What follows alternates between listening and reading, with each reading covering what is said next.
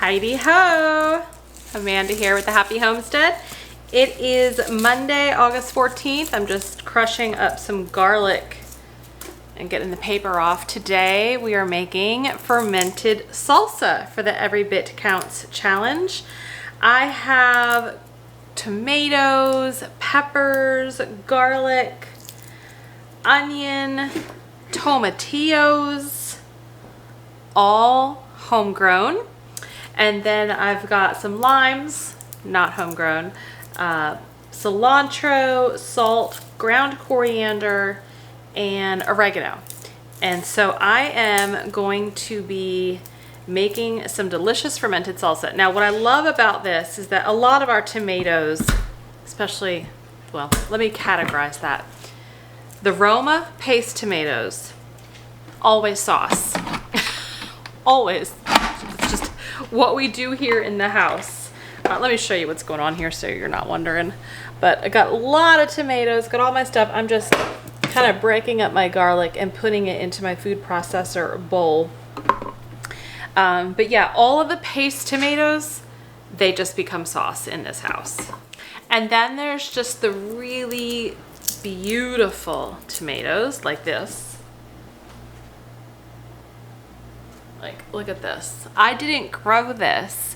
A neighbor of ours, 2 houses down, on Friday afternoon, she brought over 3 gorgeous homegrown tomatoes and a gallon Ziploc bag of fresh figs from her backyard. And I was so excited. Half of the figs are already gone. Just snacking on them as is. And 2 of the 3 tomatoes are gone because gorgeous tomatoes like this, they go for tomato sandwiches in this house. And then there's the other tomatoes. Maybe they're not paste. Maybe they're not so beautiful. Maybe they've got some bruises or blemishes. For me, this is where fermented salsa comes in, because I can cut off all of the ugly pieces, all of the bruises, cut away anything that we don't want, and use it for salsa, whether it be fermented or not, in my opinion. But fermented salsa, if you've never had it, you've never had it, and you need to try it. It has that fermented zing in it, and it is so good. I think 2 years ago is the very first time I tried it, just because. And now I have to have it every summer. I have to make it. It's usually the first thing to go within our refrigerator that holds all of our ferments. And we've got a lot of ferments between sauerkraut, kimchi, pickles, now salsa. There will be some carrots at some point, just don't have them done yet.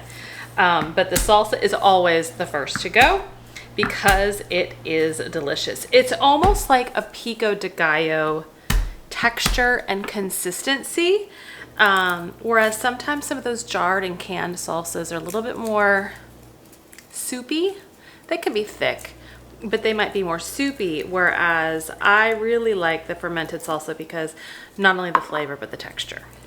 So what I'm gonna do here is I'm basically gonna be using my food processor and chopping everything up individually. And once each item is chopped up, I'm gonna throw it into my big bowl. And the reason I do this is I actually then help prevent it from becoming too soupy. So I first do the garlic, and then I'll probably do the peppers, and then I'll chop and core the tomatoes. I'll just roughly chop, and I'm gonna pulse them in the food processor because I like this just a little bit more chunky, like I had mentioned. Now the sticking point here today is that I don't have any fresh onion. My Azure order comes on Friday, and I've got 10 pounds of onions coming. But I don't have any fresh onion, but I do have all of my freeze-dried onion that we grew and that I freeze-dried a month or 2 months ago. So I'm just gonna be adding a lot of that in, and it should rehydrate very well in all of the juices. The other thing that I'm changing up today and doing is I'm adding some tomatillos. These are tomatillos from our little farm, from our garden, but these are the only ones I have right now. And I went to the garden last night, like I had mentioned in yesterday's update, and I came home with more than I thought. I actually had no plans on harvesting last night because I had just done it on Saturday morning. But I came home with beans, tomatoes, and squash, and I think a pepper. But the point of that is I checked my tomatillos, and I just don't know that this year is going to be a big tomatillo year. Time will tell. But I'm going to throw these in as well into our fermented salsa and get them used.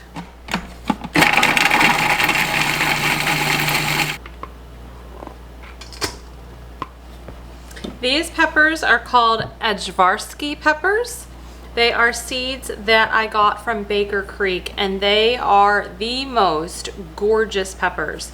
The green ones were picked as they were green. If I had let them on longer, they would have turned into this gorgeous red. This one is just starting to turn, but I picked it because it's going to add beautiful flavor and color to our salsa. And what's awesome about these, much noises. What's awesome about these is that I can just easily pull the seeds out. Not a lot of fuss. And because this is an heirloom variety, you can actually save these seeds as well. But they are like a sweet pepper, so they don't have a lot of heat or spice to them. A lot of people will actually roast these as roasting red peppers, and I did that last year. I still have some in the freezer that I'll use to make hummus or maybe put on a sandwich. But the Ajvarski peppers, second or third year growing them, love them.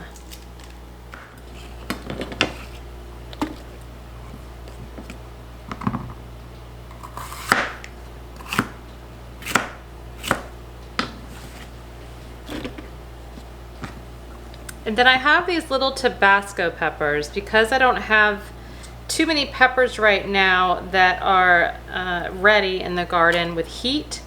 I'm actually going to add just a few of these Tabasco peppers as well.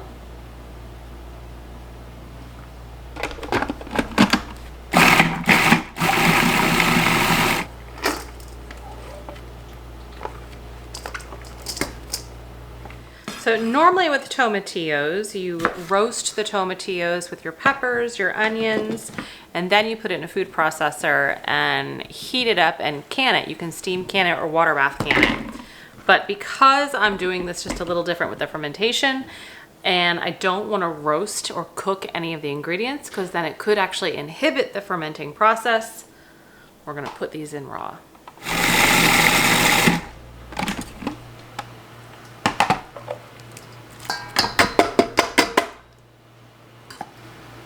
So I'm just using this little tool. It has very spiky teeth on the edge of the spoon, and I'm using that to core my tomatoes before I roughly chop them and get rid of any bruised spots.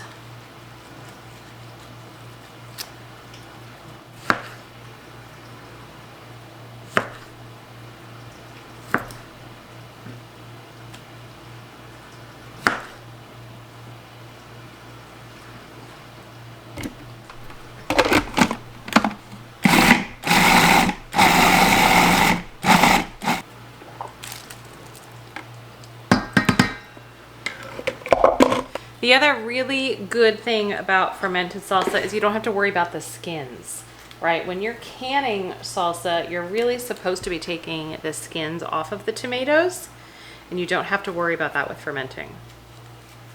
So I've got all of the tomatoes, peppers, and garlic in here. I'm just gonna throw in my freeze-dried onions, probably about a cup's worth.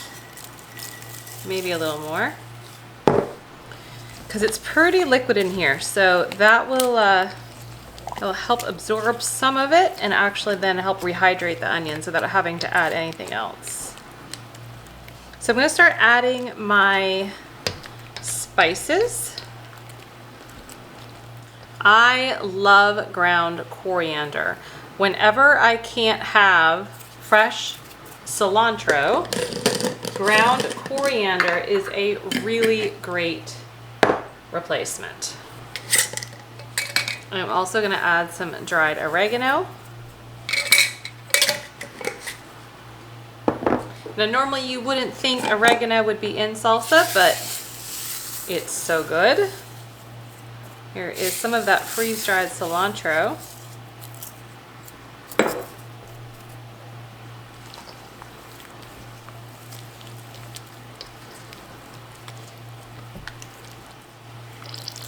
Adding in the juice of 3 limes.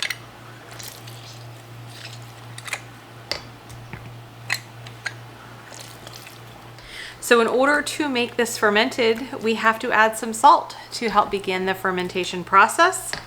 Redmond real salt, of course.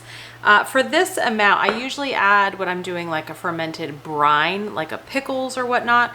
It's about between 2 to 2.5 tablespoons per quart of water. Now remember, a quart of water doesn't always equate to 1 quart of, say, pickles, right? Because of the matter and displacement theory of the water, you're gonna not put a quart of water in if there's already cucumbers in there.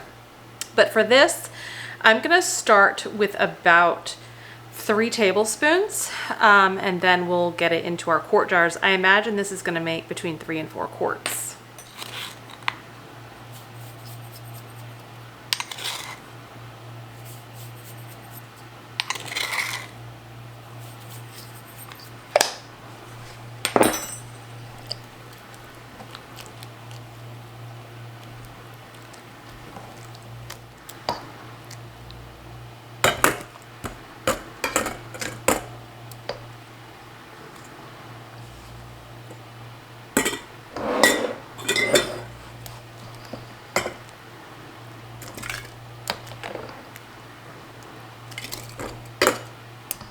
Now with any fermentation project, you want to make sure that your solids are well below your liquid line. That helps reduce any chances for mold or anything else getting in there. Now with salsa, you're not going to have that clear definition of solid to liquid. So I just really make sure that everything is kind of pushed down. There's no piece of tomato or onion sticking out. And this is where the airlock lids, in my opinion, work better than any other type of fermenting lid.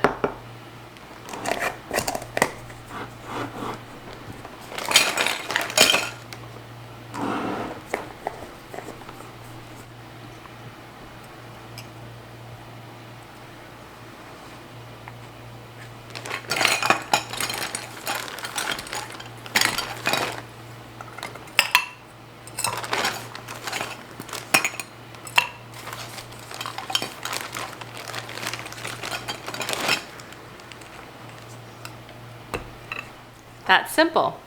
So now we've got 4 quarts of fermented salsa. The reason I think the airlock lids are better is because it allows the gas bubbles to escape, but it doesn't allow air in. I've also tried just cloth with a canning ring. I also have these silicone lids that you then put the canning ring on top, and it almost has like a nipple in the middle where then you can release some of the gas, but air and gnats and bugs could still get in. So these are going to be your best bet if you plan on fermenting ever.